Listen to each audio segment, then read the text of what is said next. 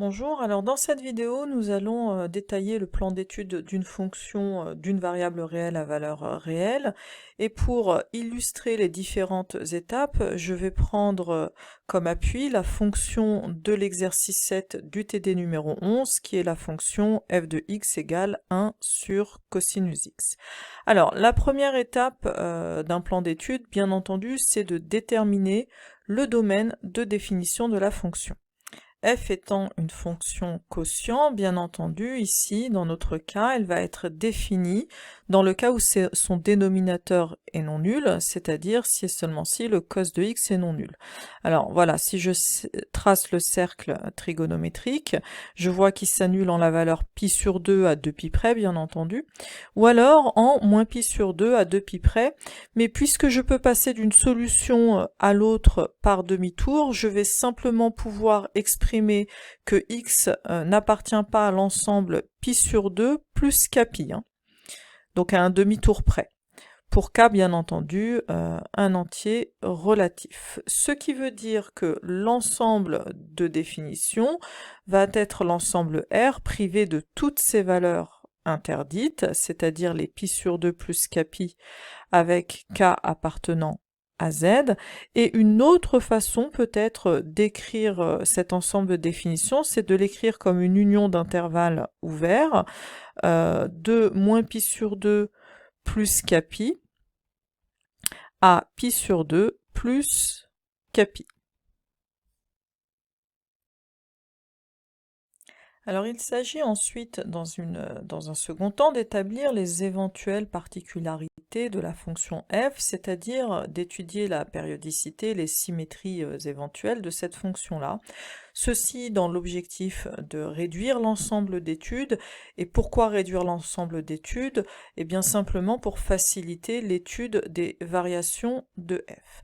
Alors, dans notre cas, l'étude va être très simple puisque nous connaissons parfaitement la fonction cosinus x. Nous savons qu'elle est, par exemple, 2π périodique. Donc on a de fortes chances de penser, bien sûr, que la fonction f l'est tout autant. Alors, donc je remplace, je calcule f de x plus 2π, évidemment ça me renvoie 1 sur cosinus x du fait de la 2π périodicité de la fonction cosinus, et donc c'est égal à f de x. J'en déduis que la fonction f est 2π périodique, et ceci me permet de réduire l'ensemble d'études à l'intervalle. Alors ça aurait pu être n'importe quel intervalle, bien sûr, de longueur de pi. Ici nous allons le centrer pour envisager une éventuelle parité. Donc je vais le centrer en 0, et donc je vais prendre l'intervalle moins pi pi, auquel je n'oublie pas bien sûr d'enlever les valeurs interdites, c'est-à-dire ici il me reste à retirer la valeur moins pi sur 2 et pi sur 2. Je vais ensuite m'intéresser à la parité de f, sachant que le cosinus lui-même est pair. À nouveau, j'ai de fortes chances de penser que la fonction f l'est aussi. Bien sûr, 1 sur cos moins x va me renvoyer 1 sur cosinus x, qui me renvoie à nouveau f de x. Ceci me permet de conclure que la fonction f, effectivement, est paire. À nouveau, cela me permet de réduire mon ensemble d'études. Alors cette fois-ci, je le coupe en deux, à l'intervalle 0π, privé de pi sur 2. Une fois que j'aurai ma courbe sur cet intervalle-là, il me suffira de l'étendre à moins pi par symétrie par rapport à l'axe des ordonnées, donc du fait de la parité de f, bien sûr, et ensuite à l'étendre sur R grâce à la 2π périodicité de f. Nous voilà donc à l'étape numéro 3 où nous devons dans un premier temps déterminer les variations de la fonction f. Donc pour ce faire, bien sûr, nous allons dériver f. Alors ici, elle est de la forme 1 sur u, donc ça me donne moins u' sur u carré en dérivant, c'est-à-dire sinus x sur cosinus carré x. Alors bien sûr, le cosinus carré x est strictement positif, mais le sinus x aussi est de signe constant puisque nous avons restreint l'intervalle d'étude, je vous le rappelle, à 0π. Évidemment, privé de pi sur 2.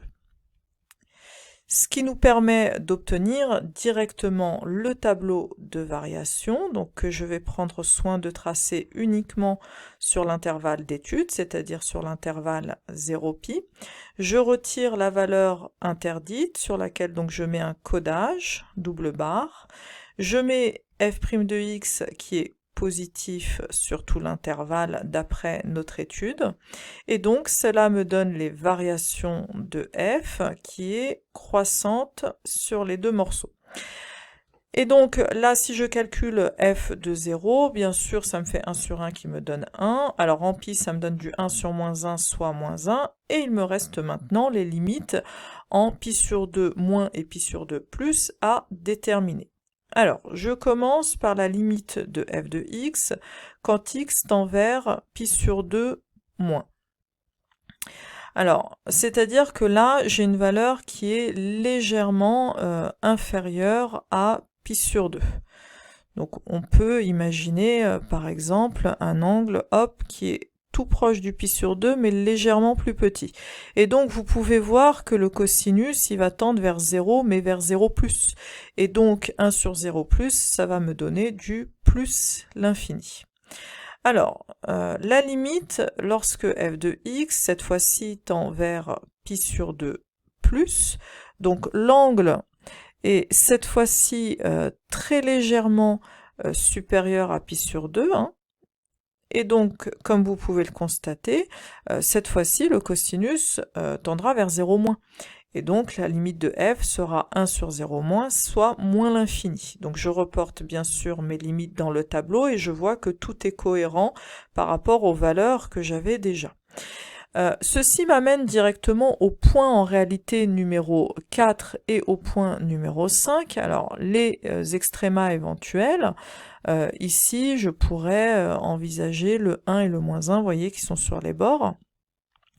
Et surtout les asymptotes. Alors, les asymptotes, donc je vous invite à voir la vidéo qui fait un petit rappel sur les asymptotes horizontales, verticales et obliques, si vous ne l'avez pas encore fait. Dans notre cas, on voit que on a x qui tend vers une valeur finie et la limite de f est infinie, et donc nous avons une asymptote qui va être verticale, d'équation comme vous pouvez le voir ici, hop, et là encore, x égale pi sur 2.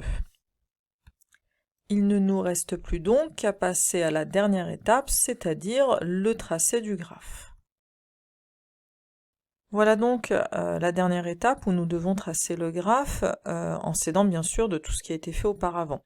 Et donc je vais bien entendu déjà placer les points que je connais. Donc là je connais par exemple le point de coordonnées 0, 1, donc que je vais positionner ici, et le point de coordonnées pi-1, donc que je vais poser approximativement, disons ici. Alors, je vais bien entendu maintenant tracer l'asymptote dont j'ai besoin. Je vais donc avoir ma courbe qui part du point de coordonnées 0, 1 et qui va croître en suivant la direction de l'asymptote. Alors là, hop, on va juste la retracer un peu plus proprement. Donc elle va suivre la direction, vous voyez, de l'asymptote d'équation x égale à 2. Alors d'ici, elle arrive cette fois-ci de moins l'infini, en suivant l'asymptote, pour aller rejoindre le point de coordonnées, donc pi-1. Maintenant, il me reste à étendre cette courbe-là à l'intervalle dans un premier temps moins pi par symétrie par rapport à l'axe des ordonnées, ceci à cause de la parité de la fonction, bien sûr. Ceci étant fait, je vais maintenant étendre la courbe à l'intervalle r, enfin à r tout entier, par 2π périodicité, ce qui conclut donc bien sûr l'étude de cette fonction-là.